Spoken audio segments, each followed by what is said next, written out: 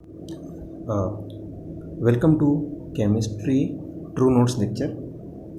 Today we will discuss very important topic from General Organic Chemistry.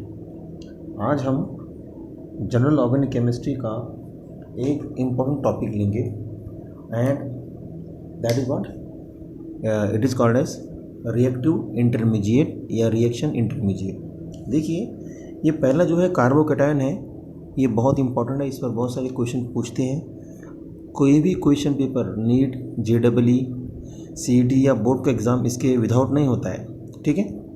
देखिए carbocation किसे कहते हैं। कार्बोकैटायन की डेफिनेशन समझ लीजिए कि कार्बन जिस पर एक पॉजिटिव चार्ज हो और 3 बॉन्ड हो, ये डेफिनेशन ऑफ कार्बोकैटायन है। कार्बन जिस पे पॉजिटिव चार्ज हो और 3 बॉन्ड हो उसे कहते हैं कार्बोकैटायन। या यहाँ पर भी देख लीजिए दूसरा क्या है कि कार्बन है, एक उस पर पॉजिटिव चार्ज है और उसके पास कितने बॉन्ड है, 3 बॉन्ड है। ये 3 की 3 सिग्मा है यहाँ पे 3 में से 2 सिग्मा है और एक पाई बॉन्ड है। ये डेफिनेशन ऑफ कार्बोकैटायन है। याद रखिए जब कार्बन पे 3 बॉन्ड है, पॉजिटिव चार्ज है, इसका मतलब वो कार्बन sp2 हाइब्रिडाइज्ड है। यहाँ पे ये sp हाइब्रिडाइज्ड है। अब नेक्स्ट पॉइंट इज कार्बन के पास कितने इलेक्ट्रॉन्स हैं, तो कितने बॉन्ड्स हैं, 1 2 3। एक बॉन्ड में 2 इलेक्ट्रॉन्स होते हैं तो 2 4 6, तो 6 इलेक्ट्रॉन है, ये 6 इलेक्ट्रॉन है। और हमको पता है Lewis structure, Lewis concept, octet concept के 6 इलेक्ट्रॉन वाला 6 इलेक्ट्रॉन स्पीसीज जो होती है वो इलेक्ट्रॉन डिफ्यूशन होती है। हमको 8 चाहिए, ऑक्टेट के लिए कितने चाहिए, 8 चाहिए। इसलिए carbocation is what, sp2 hybridised और sp हाइब्रिडाइज्ड, 6 इलेक्ट्रॉन डिफ्यूशन, ये भी 6 इलेक्ट्रॉन रहेगा। और हमको पता है जो भी स्पीसीज ऑर्गेनिक केमिस्ट्री में या जनरल केमिस्ट्री में इलेक्ट्रॉन डिफ्यूशन होती है उसे हम लेविस एसिड कहते हैं। लेविस एसिड है, इसका मतलब वो इलेक्ट्रोफाइल है, मीन्स इसको इलेक्ट्रॉन चाहिए, ठीक है। ये पॉइंट्स आपको याद करना है। नाउ मोस्ट इंपॉर्टेंट पॉइंट जो आता है वो है उसकी स्टेबिलिटी।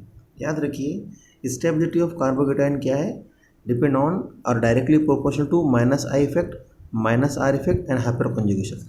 अब ये क्या होते हैं हमने पूरे वीडियोज़ में डिस्कस किए हैं। आप प्रीवियस वीडियोज़ देखिए, केमिस्ट्री ट्रू नोट्स को सब्सक्राइब कीजिए, आपको पूरे वीडियोज़ मिल जाएंगे, ठीक है। हम उसमें डिटेल में नहीं जाएंगे, हमने इसमें बहुत सारे क्वेश्चंस लेने की कोशिश की है जो आपको आपका कंसेप्ट क्लियर करते हैं। तो 3 पॉइंट याद रखिए, +I इफेक्ट, +R, इसको +M भी कहते हैं, इसको +M इफेक्ट भी कहते हैं, मेसोमेरिक इफेक्ट, ठीक है। ये क्या कर और हाइपर कॉन्जुगेशन क्या करते हैं, इसकी स्टेबिलिटी बढ़ाते हैं, इसको अप्लाई करते हैं और एग्जाम्पल लेते हैं। देखिए ये 4 एग्जाम्पल दिया है और हमने इसको ये भी बता दिया कि ये मोस्ट स्टेबल कार्बोकैटायन ये ज़्यादा और सबसे कम ये है। देखो ये इस पर पॉजिटिव चार्ज है और 3 बॉन्ड है, पॉजिटिव चार्ज है 3 बॉन्ड है, पॉजिटिव चार्ज है 3 बॉन्ड है, पॉजिटिव चार्ज और 3 हाइड्रोजन है, राइट। नाउ सी देखिए ये तीनों फैक्टर्स जो हमने देखे हैं, इन तीनों फैक्टर में से ये इसमें यहाँ कौन सा मैच होता है, यहाँ पर मैच होता है हाइपर कॉन्जुगेशन। तो देखिए ये हमने इससे पहले देखा है, आप वीडियोज़ देखिए प्लीज़। ये कार्बन, ये मिथाइल पर 3 हाइड्रोजन है, इसका मतलब ये 3 हाइपर कॉन्जुगेशन स्ट्रक्चर देगा, ये 3 देगा और ये 3 देगा, ये टोटल 9 स्ट्रक्चर एक्स्ट्रा हो जाएंगे हाइपर कॉन्जुगेशन के, यानी 9 हाइपर कॉन्जुगेटिव स्ट्रक्चर या 9 रेजोनेटिंग स्ट्रक्चर कह सकते हैं। इसमें देखिए इसमें ये मिथाइल, इसे अल्फा कार्बन कहते हैं, इसी पे अल्फा कार्बन, ये भी अल्फा कार्बन, ये भी अल्फा कार्बन, ये भी अल्फा कार्बन। तो कार्बोकैटायन को जब अल्फा कार्बन रहते हैं और उस पर अल्फा हाइड्रोजन रहते हैं, जितने ज़्यादा अल्फा हाइड्रोजन वो उतना स्टेबल।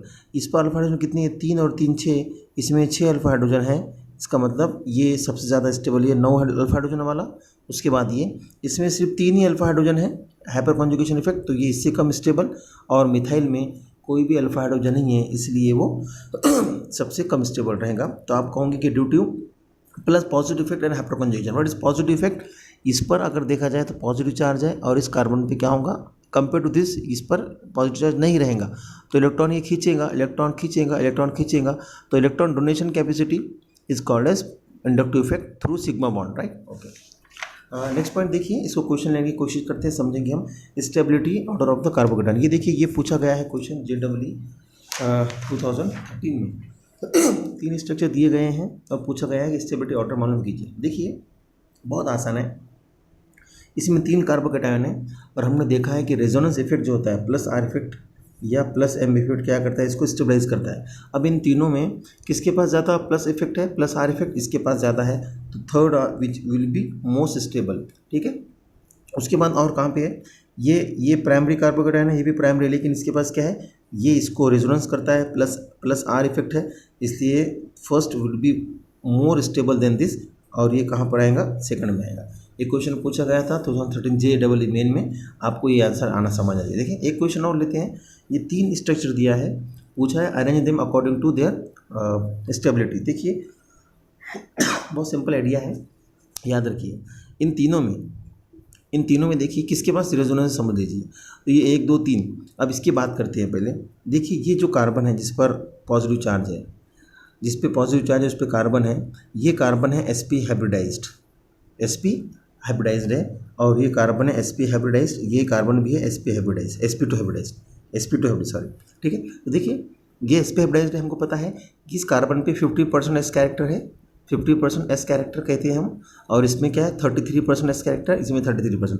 50% s कैरेक्टर रहा मीन्स हमको पता है जितना s कैरेक्टर ज़्यादा होता है उतनी उसकी इलेक्ट्रोनेगेटिविटी बढ़ जाती है। हमको पता है जितनी इलेक्ट्रोनेगेटिव एटम होता है उस पर पॉजिटिव चार्ज स्टेबल नहीं रहता है। ये आपको समझना पड़ेगा, पूरे वीडियोस देखिए आपको समझ में आएगा। क्या मैं रिपीट करता हूँ, s character is directly proportional to electronegativity, यानी कि नाइट्रोजन ऑक्सीजन बहुत इलेक्ट्रोनेगेटिव एटम है, इसलिए इन पर पॉजिटिव चार्ज और ये नेगेटिव चार्ज। तो याद रखिए ये स्टेबल रहेगा, ये स्टेबल नहीं रहेगा। यहाँ पर वही होगा, ये तीनों में से इस पर एस कैरेक्टर ज़्यादा है, इलेक्ट्रोनेगेटिव ज़्यादा है, इसलिए ये स्टेबल नहीं रहेगा। तो third would be least stable. उससे ज़्यादा स्टेबल दोनों में से कौन रहेगा, सबसे ज़्यादा ये रहेगा क्योंकि इसमें कॉन्जुगेशन है। तो आप लिखोगे तो first is more stable then second and which is more stable then third, ठीक है। एक क्वेश्चन और लेते हैं। देखिए ये एक क्वेश्चन है कि ये पूछा गया था एक एग्ज़ाम में, मैं यहाँ ये लिखना भूल गया हूँ कि इन तीनों में कौन ज़्यादा स्टेबल है। तो आइडिया याद रखिए कि हमको पता है कि tertiary carbocations are more stable because hyperconjugation effect ज़्यादा होता है उसमें, और उसमें इंडक्टिव इफेक्ट भी ज़्यादा होता है। इस secondary carbocation which is more stable then primary carbocation and which is more stable then methyl carbocation.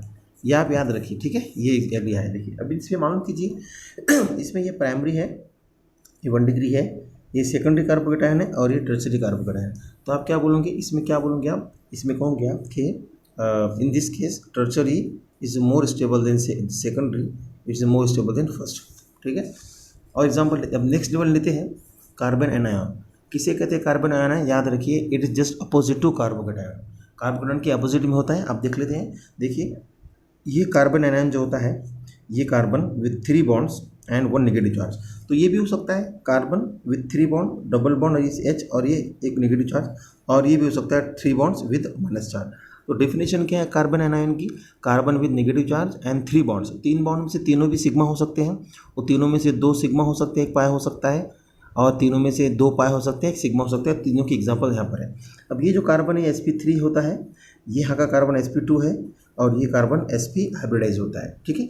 तो ये कार्बन एनायन के हाइब्रिडाइजेशन पॉसिबल है। देखिए sp3 sp2 या sp हो सकता है। ये इलेक्ट्रॉन रिच होता है क्योंकि नेगेटिव चार्ज है, इसलिए उसे न्यूक्लियोफाइल कहेंगे, और न्यूक्लियोफाइल क्या होते हैं, लेविस बेसिस होते हैं, याद कर लीजिए। नेक्स्ट देखिए इसकी स्टेबिलिटी क्या होती है, just opposite to carbocation, -I -M, और डीलोकलाइजेशन क्या करता है, उसको स्टेबलाइज करता है। Negative inductive effect, negative mesomeric या नेगेटिव रेजोनेंस या इलेक्ट्रॉन विड्रॉइंग ग्रुप बोलेंगे इसे, इलेक्ट्रॉन विड्रॉइंग ग्रुप्स उसे क्या करते हैं, स्टेबलाइज करते हैं, और डीलोकलाइजेशन अगर पाई बॉन्ड रहा तो। एग्जांपल लेते हैं। देखिए मोस्ट स्टेबल कार्बन एनायन कहा है आपसे। देखिए ये इन चारों में आप समझ लीजिए कि ये sp3 है, सबसे पहले ये देखना है, ये sp3 है, ये sp2 है, और ये sp है, और ये sp2 है, राइट। तो देखो हमको मालूम होना चाहिए कि इसमें मोस्ट स्टेबल कार्बन एनायन कौन सा है। याद रखिए कि primary carbon anion is just opposite to carbocation. तो इसका what is the order, primary carbon anion is more stable than secondary which is more stable than tertiary. तो टर्शियरी कार्बन एनायन सबसे लीस्ट स्टेबल होता है। देखिए इसमें क्या है, ये कार्बन में एस कैरेक्टर ज़्यादा है, इलेक्ट्रोनेगेटिव ज़्यादा है, इस पर नेगेटिव चार्ज ज़्यादा रहेगा, इसका मतलब आंसर आपका यही आएगा, क्लियर कर आइडिया। बाकी कार्बन जो है जिस पर नेगेटिव चार्ज है उनमें एस कैरेक्टर ज़्यादा है, इसके पास क्या है 50% एस कैरेक्टर है, इसके पास, इस कार्बन के पास 50% एस कैरेक्टर है, इसलिए ये बहुत स्टेबल रहेगा। एग्जाम्पल और लीजिए, अगर ये 3 एग्जाम्पल्स दिया है और पूछा गया कि इनमें तीनों में इसकी स्टेबिलिटी ऑर्डर क्या है, और 4 ऑप्शन दिया है। देखिए तो इन तीनों में तो आपको आइडिया आना चाहिए कि इन तीनों में नेगेटिव चार्ज किस पे है। तो नेगेटिव चार्ज इस सी पर है। देखिए ये इसमें एस कैरेक्टर कितना है 50% है, जबकि इसमें एस कैरेक्टर कितना है 33% एस कैरेक्टर है। इसमें भी कितना है 33% एस कैरेक्टर है। हमको पता है जितना एस कैरेक्टर ज़्यादा रहेगा उस पर नेगेटिव चार्ज हाईली स्टेबल रहेगा। तो जाहिर है sorry C would be most stable. तो इनमें सी मालूम कीजिए। तो यहाँ पर देखिए सी कहाँ पर स्टेबल है, तो सी एक ही एग्जाम्पल में स्टेबल दिया है। देखिए एक इसमें सी स्टेबल है, ठीक है, समझ लीजिए क्योंकि अब कहीं यहाँ पर ए है, बी है, यहाँ पर ए है। उसके बाद में देखिए कि इन दोनों में कौन स्टेबल रहेगा। इसमें कॉन्जुगेशन है बहुत ज़्यादा, इसमें ज़्यादा कॉन्जुगेशन नहीं है, इसलिए सी से कम स्टेबल ये रहेगा और सबसे कम स्टेबल ये रहेगा, इसलिए आपका आंसर ये होगा। ठीक है, और एग्जाम्पल लेते हैं और इसको समझने की कोशिश करें। ठीक है, तो हमको पता है कि माइनस आई इफेक्ट क्या करता है, कार्बन एनायन को स्टेबलाइज करता है, और plus I effect carbon anion को स्टेबलाइज करता है। ठीक है, कार्बोकेटायन को स्टेबलाइज करता है। तो देखिए हमको ये समझना है कि नेगेटिव चार्ज को जो डिस्पर्स करेगा वो क्या होगा, उसको स्टेबलाइज करेगा। देखिए ये देखिए CF3 है, ये CBr3 है और ये CCl3 है। ये ग्रुप्स में सिर्फ क्या फ़र्क है, देखिए ये CH2- सबके सब तीनों भी प्राइमरी कार्बन एनायन है, लेकिन ये हाईली इलेक्ट्रॉन न्यूट्रल ग्रुप है क्योंकि फ्लोरीन स्ट्रॉन्ग इलेक्ट्रोनेगेटिव एटम है, और ये CCl उससे वीक है और CBr3 उससे वीक है। देखिए तो जो ग्रुप इसको ज़्यादा स्ट्रॉन्ग माइनस आई इफेक्ट देगा वो उसको स्टेबलाइज करेगा। जाहिर है वो first one is more produce more minus I effect, then इन तीनों में कौन आएगा, Cl आएगा, और उसके बाद में सबसे कम आएगा ये। तो ये first would be most stable in this series. ठीक है, एग्जांपल और लीजिए। देखिए अगर ऐसा केस आ जाता है कि देखिए कार्बन एनायन है CH2- benzylic carbon anion, phenyl ring है, ये ग्रुप्स डिसाइड करेंगे कि ये इनमें से कौन सा stay blessed most stable carbon anion है, या इसको अरेंज भी कर सकते हो आप। देखिए हमको पता है जो ग्रुप -M इफेक्ट बताता है, -R इफेक्ट बताता है, वो इसको स्टेबलाइज करता है। देखिए अब इनमें चारों में सबसे स्ट्रॉन्ग -I इफेक्ट इसका है। ठीक है, इसका मतलब ये जो नाइट्रो वाला है ये हाईली स्टेबल रहेगा। ठीक है, क्योंकि इसको इलेक्ट्रॉन खींचेगा अपनी तरफ और डिस्पर्स करेगा। उसके बाद तो ये हो गया हाईली स्टेबल। ओके, इसको नंबर 1 देते हैं।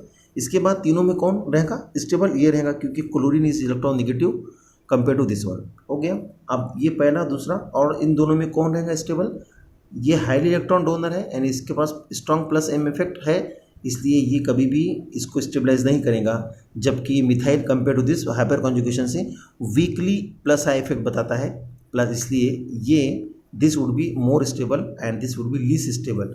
तो ये पहला दूसरा तीसरा चौथा, इसलिए इस तरह स्टेबिलिटी ऑर्डर आएगा।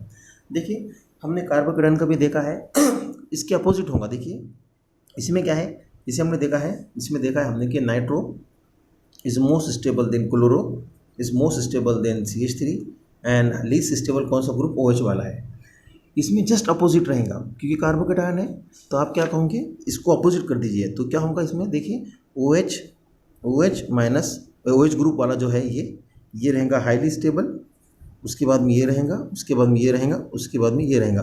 तो OH वाला मोर स्टेबल, उसके बाद में क्या आएगा CH3 वाला, उससे कम क्या रहेगा Cl वाला, और सबसे कम क्या रहेगा NO2 वाला।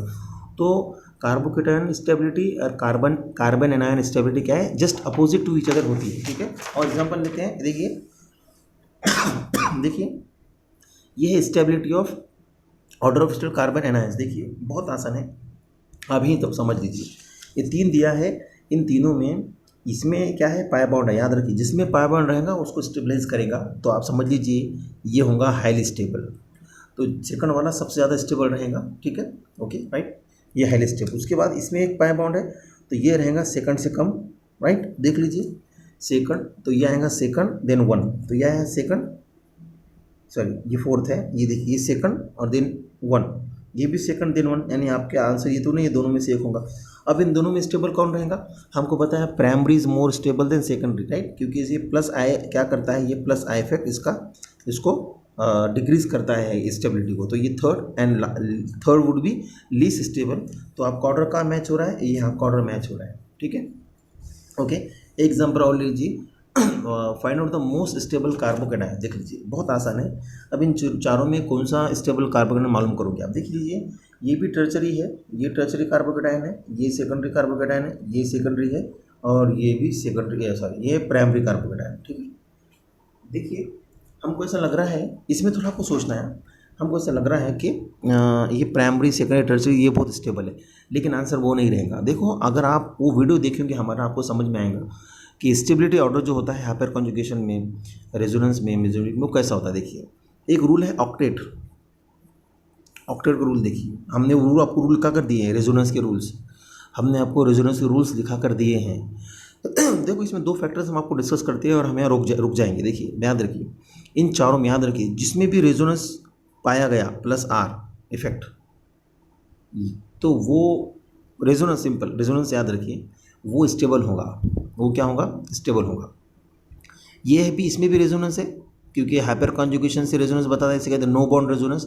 तो 9 स्ट्रक्चर्स आएंगे, इसमें भी रेजोनेंस आएगा 2 और 2 4 स्ट्रक्चर आएंगे, इसमें 2 और 3 5 स्ट्रक्चर आएंगे, और इसमें कितने आएंगे 2 एक्सपेक्ट कर रहे हैं। लेकिन एक और कंसेप्ट है, कंसेप्ट ऑफ ऑक्टेट, ये हमने लिखा है यहाँ पर, ये इस पर डोमिनेट करता है। What is concept of octet, आपको सब स्ट्रक्चर बनाना पड़ेगा, और जिस स्ट्रक्चर में आपको ऐसा इनमें से ऐसा स्ट्रक्चर जिनमें हर एटम का ऑक्टेट कंप्लीट हो, वो मोस्ट स्टेबल रहेगा। देखिए आप, ये जो है लोन पेयर, ये लोन पेयर यहाँ डोनेट होगा और आपको इस तरह मिलेगा।